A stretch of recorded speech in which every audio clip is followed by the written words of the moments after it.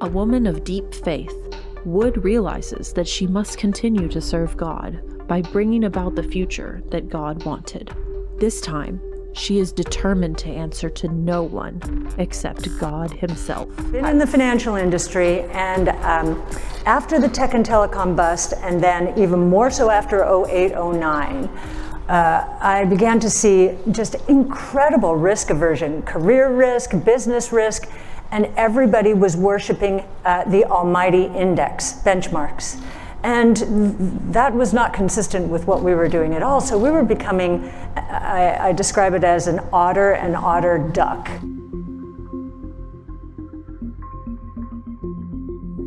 Cathie Wood dreams about building a new type of ETFs that don't yet exist in the market.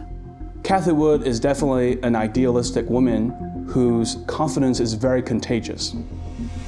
If you think about it, what's a stock price if it's not a symbol of confidence?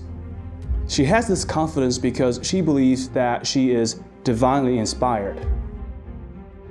While it is inspiring to dream, Cathie's faith is about to be tested. Many other people thought we were going to fail, but I just didn't believe that. And one of the reasons people thought we were going to fail is here we chose a wrapper that was dominated by passive portfolios, right, and put an active strategy in there. And people thought that was crazy.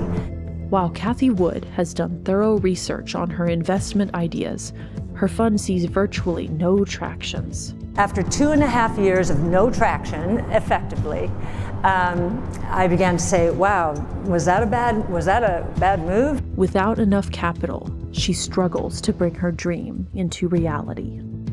That changes when an unexpected investor comes calling.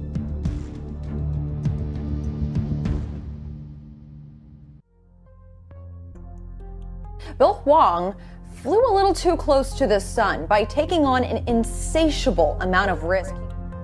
Before his catastrophic blow-up, Huang was at the top of the hedge fund game. Huang was the protege to the famous investor, Julian Robertson, who gave Huang $25 million to start his hedge fund in 2000. In less than 20 years, Huang built his hedge fund to have $30 billion of assets.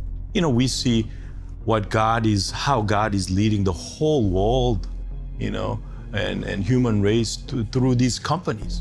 As a devout Christian himself, Huang sees Cathie Wood to be someone he can lift up, and also as someone that will make him even wealthier. He decides to provide the seed money to all of her ETFs.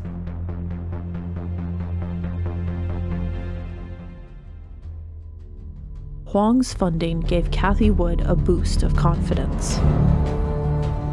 But to actually succeed, she will need to find a way to stand out. After the housing crisis of 2008, people's confidence in active management has nearly vanished. As you know, indexing has continued to perform really well against a broad base of active managers. What I would say is high-cost active management is essentially dead as a practice. By 2019, index funds have more assets than all the active funds. But imagine a world where everyone is putting money passively in everything. How will our financial system even function? Cathie Wood thinks she can do better. So our analysts, they have domain expertise for the most part in the new world, 1 foot in the new world. Why? Because they've just been educated in CRISPR gene editing and have experimented with it themselves, or they've worked in the industry. Not only that, Wood capitalizes on the rise of social media like Twitter and Reddit. Wood realizes she could do what GitHub did to software by making her research openly available.